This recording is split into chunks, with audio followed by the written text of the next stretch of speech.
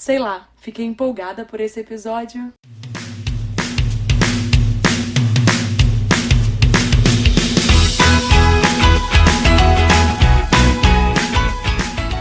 Olá, meu nome é Rain e esse é mais um episódio do K-Popercast. Quando eu estava pensando no tema para essa semana, porque eu acabei desistindo do assunto anterior e tive que procurar algo novo, eu decidi que seria interessante falar um pouco sobre algo que os novos fãs de K-pop podem acabar ficando com dúvida, mas ao mesmo tempo tratando de uma forma interessante para as pessoas que já fazem parte desse meio há algum tempo não se sentirem assim tão, esse assunto, né? Hoje eu vou falar um pouco sobre como funcionam as carreiras solos de artistas que fazem parte de um grupo. Mas nesse caso agora é sobre a carreira solo musical, porque carreira de ator, modelo, isso era uma coisa que já acontecia com bastante frequência. Para explicar tudo de um jeito bem direitinho, porque já estabelecemos que sou horrível com minha didática, vou primeiro trazer o assunto para perto de nós. Como bem sabemos, um grupo pop no Ocidente sempre acaba ou entra em hiatos de forma meio estranha, porque sempre tem integrantes que querem buscar sua própria voz e mostrar para o mundo quem são de verdade, além de ser apenas integrante de um grupo. Algumas vezes, o grupo continua por mais um tempo sem um integrante que decidiu seguir seu próprio caminho, outras vezes ele acaba logo de vez porque todo mundo concorda que já deu, e em alguns casos, a carta de hiatus indefinida é usada. Então fica na cabeça das pessoas do Ocidente que um artista que faz parte de um grupo pop não pode ter carreira solo ao mesmo tempo. Não rola, ou você faz parte do grupo, ou você tem carreira solo. Os dois juntos é um grande não. Mas também temos um outro exemplo que foge um pouco do pop. Bandas indies e bandas de rock do Ocidente. Nesse meio já é comum que seus integrantes tenham outros projetos solos, ao fazer parte de outras bandas, realmente cantar solo e assim por diante. Algumas vezes envolve realmente um hiatus, mas às vezes é só o tempo entre a execução de um novo trabalho. Por que eu citei bandas indies e bandas de rock se estamos falando claramente de pop coreano? Porque eu disse que dessa forma seria mais fácil para explicar e assimilar. Já fazem anos que no K-pop a fórmula é muito mais similar à das bandas indies e de rock. O integrante de um grupo de K-pop pode estabelecer sua carreira solo sem sair do grupo que faz parte.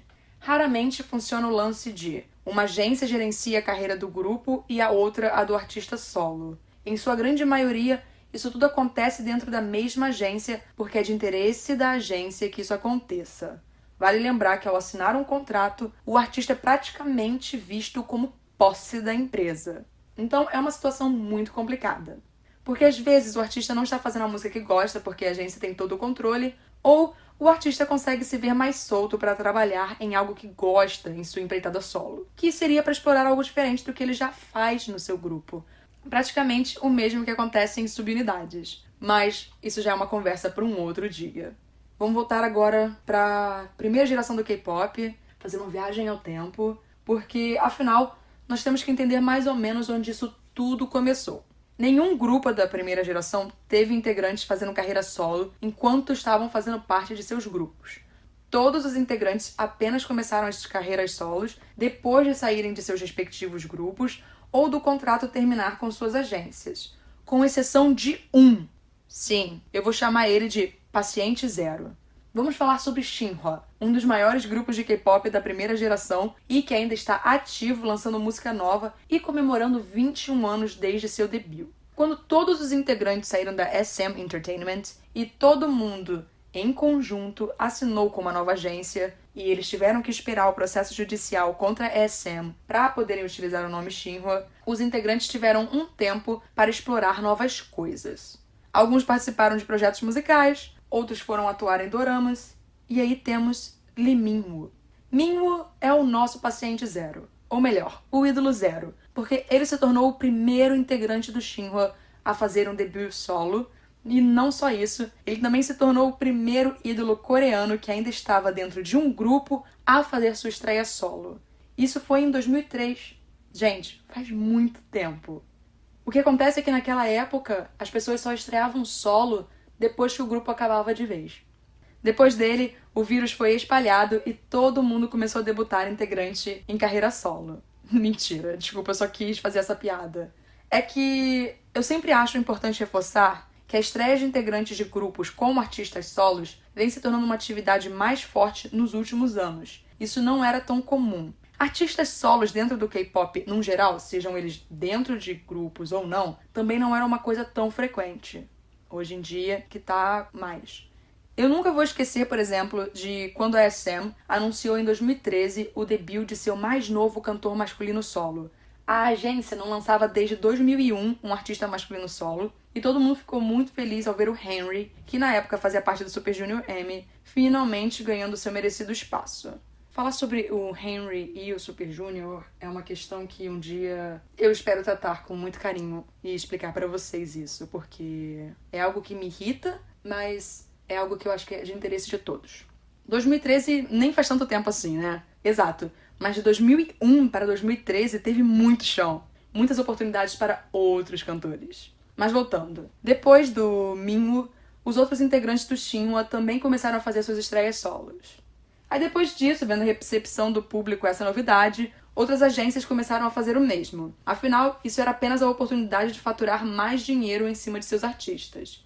Mas, gente, mas eu gosto de ser bem sincera. Agências, em sua grande maioria, visam lucro e os grupos e seus artistas são um meio para conquistar isso. Mas foi o que eu disse. Pelo menos, em alguns casos, a agência permite que ao estrear solo, o artista possa trabalhar dentro de sua área de interesse. E isso vem mudando, graças a Deus, botei até as mãozinhas para alto. Os ídolos vêm conseguindo mais oportunidades para, além de criar o que realmente tem interesse, estarem envolvidos em certos pontos importantes. Criação de MV, escolha de figurino e vários outros aspectos.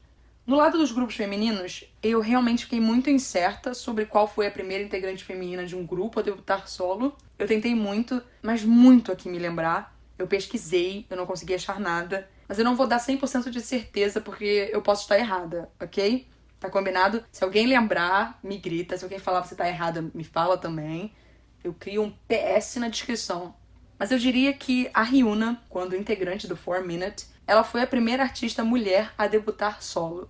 Isso foi em 2010. Eu não consigo lembrar de mais nenhum outro caso antes dela, então eu vou dizer que ela foi a primeira. Porque depois dela, ainda no mesmo ano, teve mais gente, e nos anos seguintes, então, rolou uma enxurrada.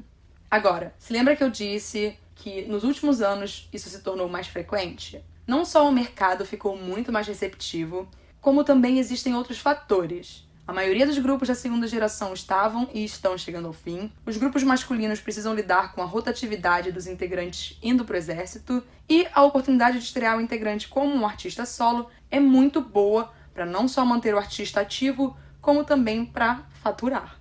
Então a carreira solo de um artista acontece durante um período em que o grupo não vai estar lançando nada, mas pode se tornar algo desgastante se rolar um conflito na agenda e tiver vários comebacks antes ou depois desse projeto. Eu posso usar de exemplo algo recente, como a estreia solo da Hwasa, do Mamamoo. No final de novembro de 2018, quase dezembro, o Mamamoo lançou Windflower. No meio de fevereiro de 2019, a Hwasa debutou com Tweet, e menos de um mês depois, ela já estava promovendo o Gogo Bebê com o Mamamoo. Vida de ídolo não é muito tranquila ou fácil, né? Antes de terminar, eu quero só dar um dado que não tem nada a ver com o tema de integrantes de grupo debutando solo. Como sabemos, hoje em dia é bem comum diversos ídolos estrelarem musicais, no sentido de peças musicais. E tudo isso começou em 2003, quando a Bada, integrante do SES, um dos principais grupos femininos da primeira geração, se tornou a primeira ídolo a estrelar um musical. Sei lá por que eu quis falar isso pra vocês, mas eu achei legal dar esse dado nesse episódio, acho que encaixava. Eu espero que vocês tenham gostado de conhecer um pouquinho sobre quem foi o primeiro ídolo, sobre como funciona essa situação. E a gente se encontra no próximo episódio, que vai ser um episódio de charais. Então fiquem bem e tchau!